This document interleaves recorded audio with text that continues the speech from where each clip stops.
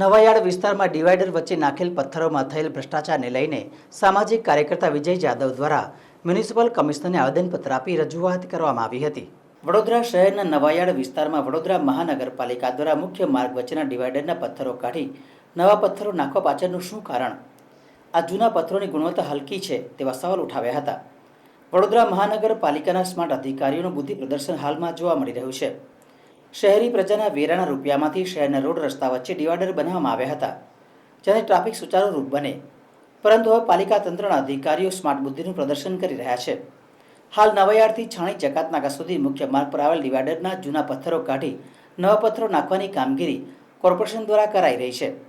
જે ડિવાઈડરના પથ્થરો બદલવાની કોઈ જરૂરત જણાતી ન હોવા છતાં પાલિકા તંત્ર નવા પથ્થરો લગાવશે, જેના કારણે પાલિકાની તિજોરી પર ખર્ચ બોજ વધશે।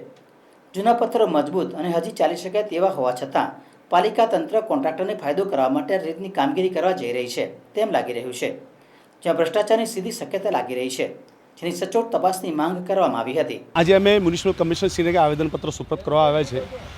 વડોદરા શહેરની અંદર ભ્રષ્ટાચારે ત્રાહિમામ પોકારી દીધો છે। ક્યાંક ને ક્યાંક કોર્પોરેશનની તિજોરી ભરેલી હોય તો અધિકારીઓનું કોન્ટ્રાક્ટરોને ઊંઘ આવતી નથી। અને એક એવું જ એક મોટું ઉદાહરણ અત્યારે અમારા વિસ્તારની અંદર નવાયાર્ડથી લઈને જકાતનાકા સુધી મુખ્ય માર્ગનું જે વચ્ચે ડિવાઈડર છે, એ ડિવાઈડરના જૂના પથ્થરોએ બદલવાની કામગીરી હાથમાં કોર્પોરેશન લીધેલી છે। આજે જે જૂના પથ્થરો હતા, જૂના પથ્થરોને અમે સેમ્પલ આજે કમિશનરશ્રીને બતાવવા આવ્યા છે। અને ખરેખર તમને કહી દઉં કે સારી ક્વોલિટીની જે જૂના પથ્થરો હતા, હેવી પથ્થરો છે, સારા ગુણવત્તાવાળા છે, છતાંય આ લોકોને બદલવાની એટલી બધી શું જરૂર પડી? જ્યારે તિજોરી ભરેલી હોય તો આ લોકોને ઊંઘ આવતી નથી અને ભ્રષ્ટાચાર કરો આ લોકોના હવે બ્લડમાં થઈ ગયું છે।